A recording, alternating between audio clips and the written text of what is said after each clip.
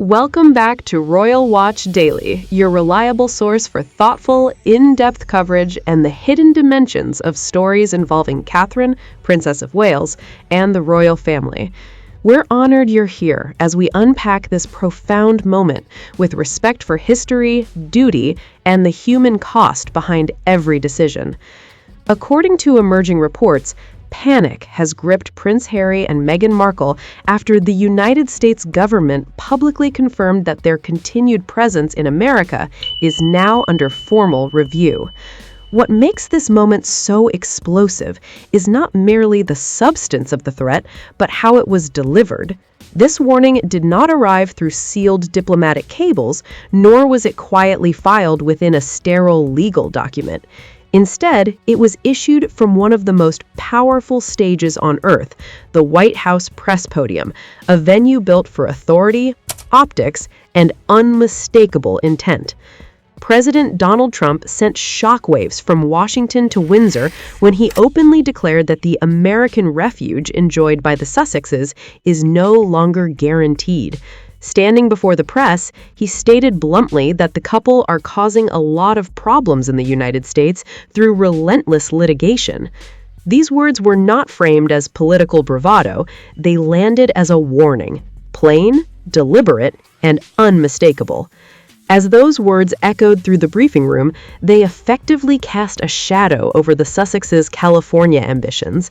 The dream of Montecito suddenly appeared fragile, conditional, and at risk of collapse.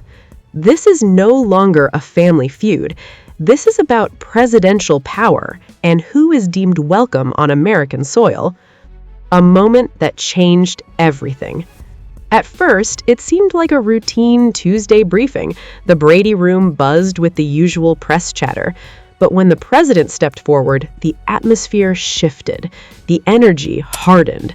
A question about immigration unexpectedly pivoted with surgical precision toward two of the most famous foreign residents in the country. Trump, known for calculated political theater, leaned into the microphone and warned that deportation proceedings could move very quickly if matters did not settle down. "Believe me," he added. Within seconds, the room erupted. Pens flew, phones buzzed, newsrooms worldwide went into overdrive. In a single sentence, a private royal saga was transformed into a matter of national policy. Harry and Meghan, who had built their post-royal identity on media contracts, court actions, and public advocacy, were suddenly staring down the machinery of American immigration enforcement. According to senior sources inside the administration, this was not a spontaneous remark. It was the first public signal of a strategy that had been quietly developing for months, what some insiders now call a potential fast-track removal scenario unlike anything previously attempted against celebrities of this stature. The political calculation. From a political standpoint, the move is ruthlessly strategic. To President Trump and his core supporters, the Sussexes represent global elites who sought sanctuary in the United States only to weaponize its legal system for personal grievances. Their lawsuits, in this framing, are not acts of justice, but symbols of excess, disruption, and entitlement. One White House aide, speaking anonymously, confirmed the president's mindset. He sees their legal warfare as everything he ran against: chaos, division, abuse of the system. Timing, insiders say, was intentional. With immigration reform at the heart of Trump's agenda, using the Sussexes as a high-profile example served two purposes: reinforcing the message that no one is above the law, while cornering the couple into silence. The message was brutally simple. Your fame does not protect you. It exposes you. Why the lawsuits matter. To understand why the administration has taken such an aggressive posture, one must look beyond royal titles and into the volume of legal action initiated since the Sussexes arrived in California. What began as defensive litigation against intrusive media coverage has, in the eyes of critics, evolved into an unrelenting legal offensive.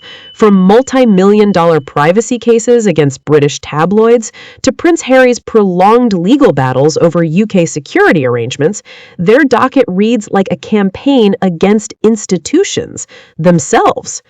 Meghan, an American raised in a culture that values assertiveness and legal recourse, reportedly views these cases as tools of empowerment, methods to reclaim agency lost under royal protocol and media scrutiny. But from Washington's perspective, the pattern looks very different. Internal Department of Homeland Security memoranda reportedly described the Sussex's legal activity as potentially disruptive to public order, fueling media frenzy, diplomatic strain, and social division.